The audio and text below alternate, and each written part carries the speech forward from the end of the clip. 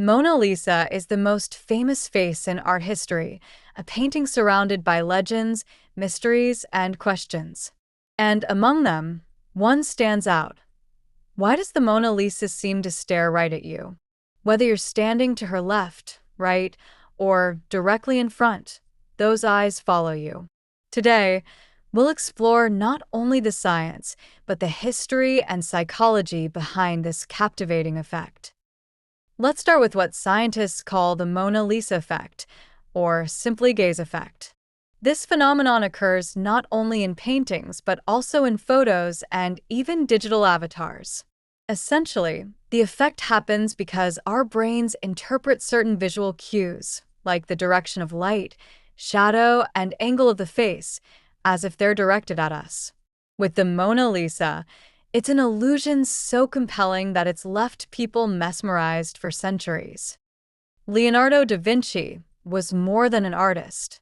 He was a scientist, an anatomist, and a true Renaissance genius. In the Mona Lisa, he used techniques like sfumato, which involves the delicate blending of colors and edges. The edges of Mona Lisa's features, especially around her eyes and mouth, are softened, making her gaze appear almost three-dimensional. This was revolutionary because, in a time when artists were focused on sharp lines and defined forms, Leonardo went for realism and lifelikeness. Take a close look at her eyes and her mouth. The shadowing here isn't random. It's been meticulously crafted to make her gaze appear deep and penetrating. And because of this soft blending, it's nearly impossible to tell the exact direction of her gaze, which is why it appears to follow you as you move. Da Vinci's understanding of light, depth, and shading helped him create a sense of dimensionality in Mona Lisa's face. By positioning the light and shadows in a specific way, he created a subtle illusion of depth. Her eyes appear to have a small glint, which gives them a spark of life. And in the world of art, this is key.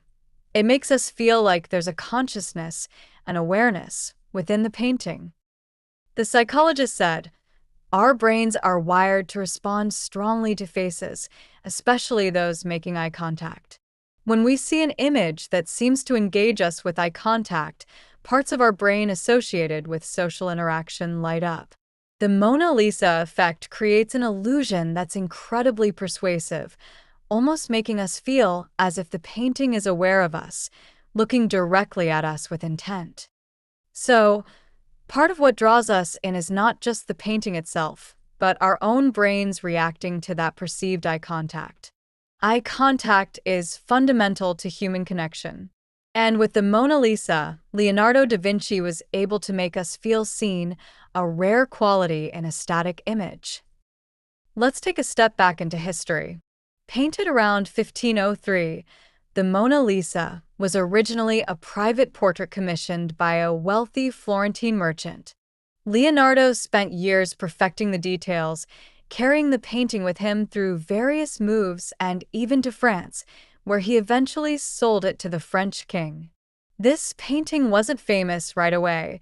Its fame exploded centuries later after being stolen from the Louvre in 1911. Since then, the Mona Lisa has become an icon, and part of that allure is this mysterious effect that makes her seem so alive. Art isn't universal. Different cultures interpret visual cues differently. But what's fascinating is that the Mona Lisa effect transcends these boundaries. It doesn't matter where you're from or how much you know about art. People everywhere are drawn to her gaze.